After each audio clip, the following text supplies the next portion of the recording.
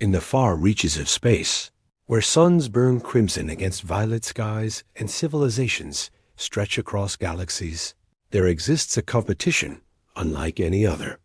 The Galactic University Competition, a gathering of species from across the stars to test their mettle against the harshest environments the universe has to offer.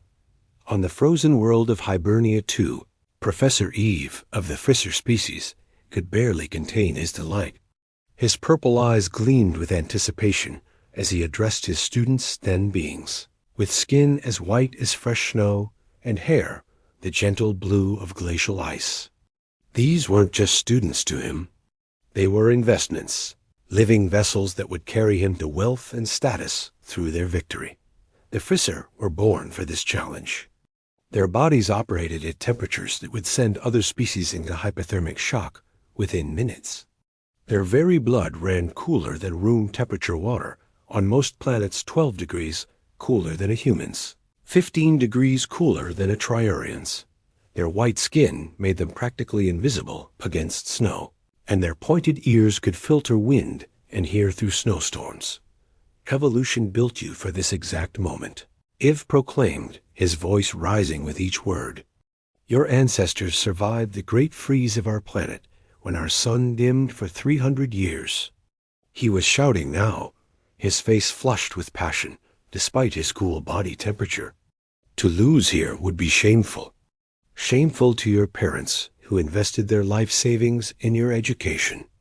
To the children you will one day have who will carry our genetic legacy. And especially to those distant ancestors who survived with nothing but animal skins and raw determination. Today you will not merely win. You will crush those humans and do whatever is needed to ensure our victory. But in the back of the group stood a taller than most Frisser, her blue hair hanging loose rather than pulled back in the traditional competitive braids. She dared to raise her hand and question the professor's philosophy. I thought, isn't the Galactic Inter-University competition about friendship among species?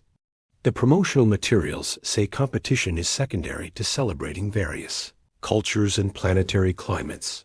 The temperature in the room seemed to drop several degrees as Iv slowly walked towards her.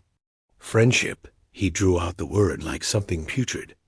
Tell me, do you think the sponsors who pour millions of credits into this event care about friendship? Before she could answer, his hand shot out, snatching the datapad from her grasp. You won't be needing entertainment during our full day of survival in the snow. Perhaps if you focused less on naive idealism and more on winning, you wouldn't need such distractions to fill the empty spaces in your mind. As the red sun climbed higher in the alien sky, marking the official beginning of the competition, the teams emerged onto the frozen plains. The Frisser moved in perfect formation, while the humans burst from their ship like a dam breaking, a chaotic explosion of thermal suits in various colors. One immediately threw himself backward into a pristine snowbank to make a snow angel. Another began packing snow between her gloved palms, and a tall human male spun in circles, laughing before declaring to the nearest camera, "I'm going to make a snowman. The biggest snowman in the galaxy." He paused, tilting his head.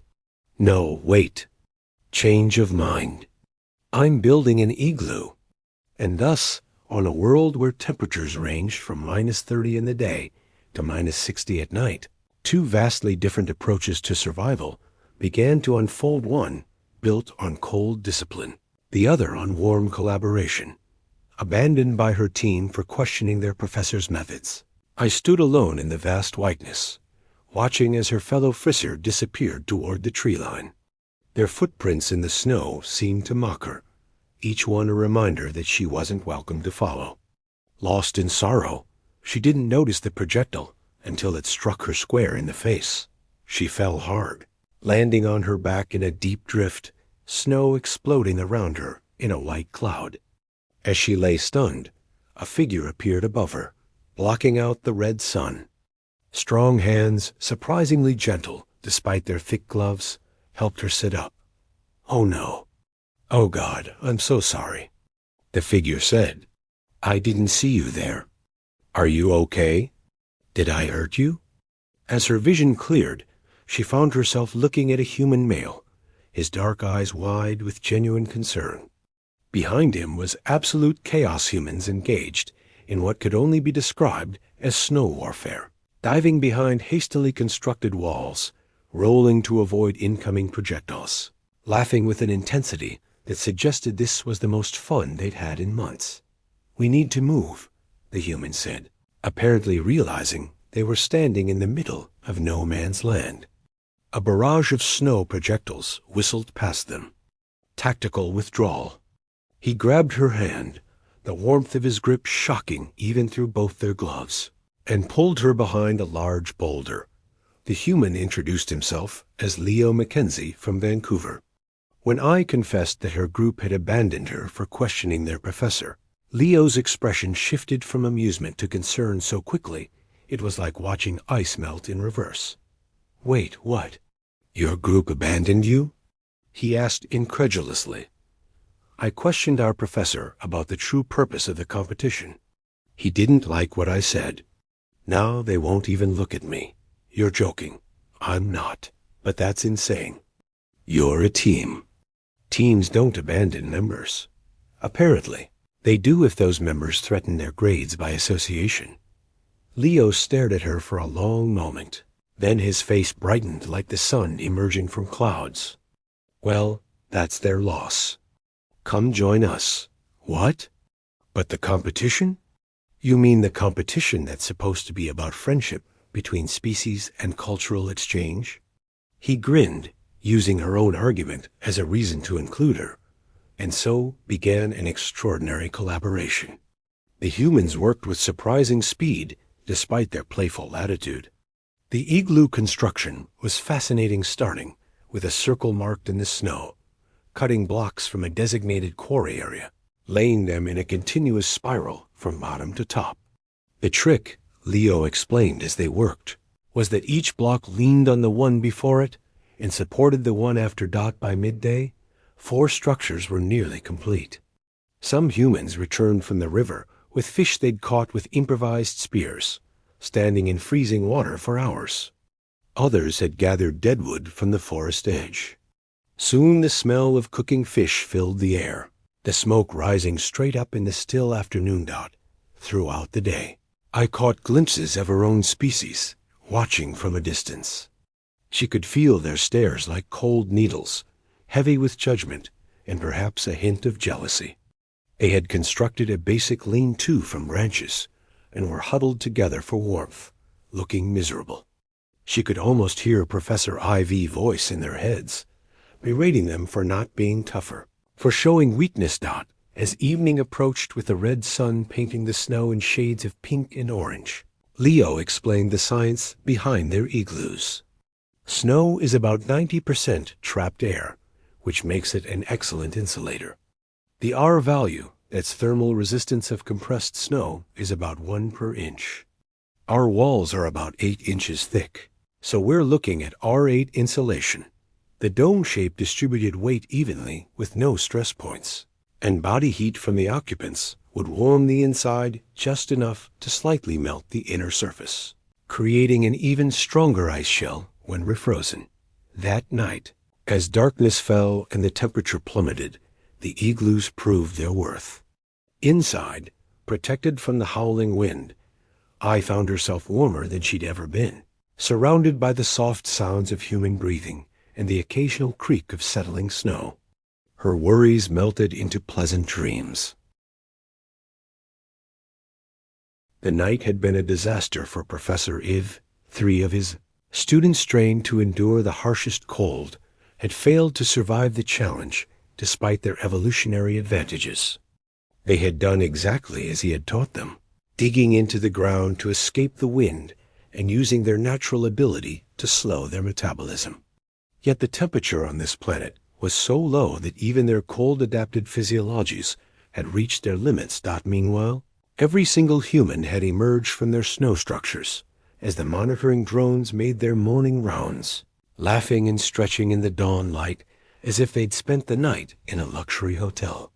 And that treacherous, naive, idealistic girl had spent the night with them, warm and comfortable, while her own species suffered dot as the red sun crested the horizon, officially ending the challenge.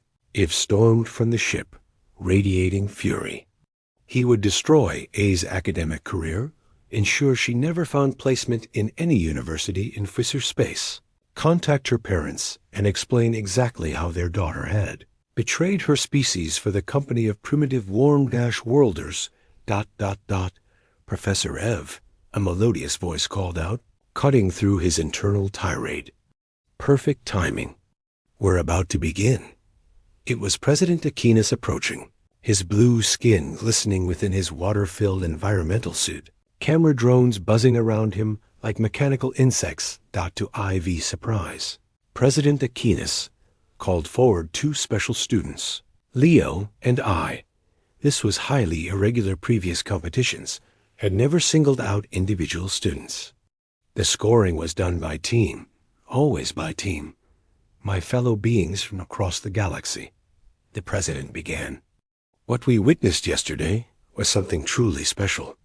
The friendship that developed between these two students, representing species from opposite ends of the temperature spectrum, embodies everything this competition was meant to celebrate.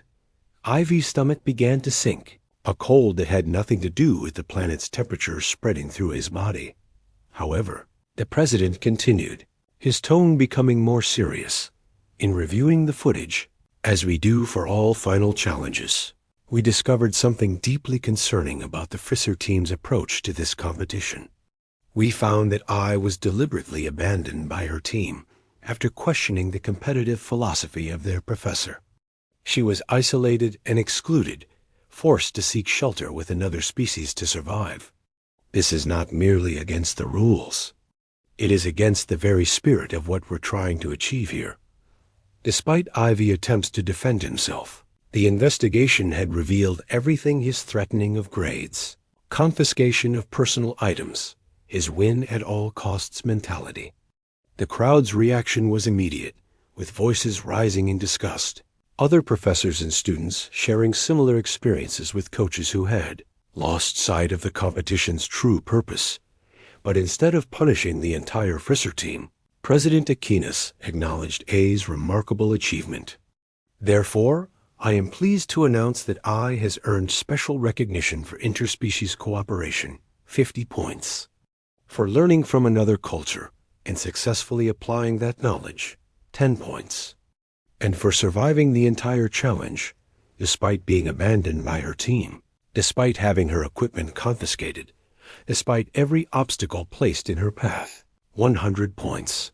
These massive point values brought the Fisher team into a tie with the humans for this event. Though with their previous victories in the forest and mountain biomes, the humans won the overall competition. The humans immediately pulled I into their group hug, lifting her off her feet despite her height advantage. She was crying now, but they were clearly tears of joy. Her face transformed by a happiness Eve had never seen in any of his students. As he stood frozen, calculating the ramifications of having his methods exposed to billions across the galaxy. If couldn't even blame A. She'd earned more points alone than his other students combined. Her naive belief in friendship, the very thing he'd punished her for, had somehow won the day. Watching her celebrate with the humans, her face bright with a pure joy that seemed to light her from within, so different from the cold composure he taught his students to aim for. It felt something he hadn't experienced in decades. Doubt. Not redemption. He was too set in his ways for that. But for the first time, he wondered if perhaps his methods had been a mistake. And as the celebration continued across the ice, somewhere in the crowd, a human was teaching a Fisher how to make a proper snowball, their laughter echoing across the frozen landscape, a sound of joy and connection that would haunt Professor Ivy dreams for years to come. A reminder that sometimes the greatest survival tool isn't evolutionary adaptation, but the ability to reach across differences and learn from those unlike ourselves. For on that ice planet declared unlivable by so many, it wasn't the cold-adapted species that thrived. But the warm-blooded humans with their igloos and their snowball fights and their unquenchable spirit of play, they had proven that survival isn't just about enduring the elements, but about transforming them, about seeing in a hostile world not just challenges to overcome, but opportunities to create something beautiful.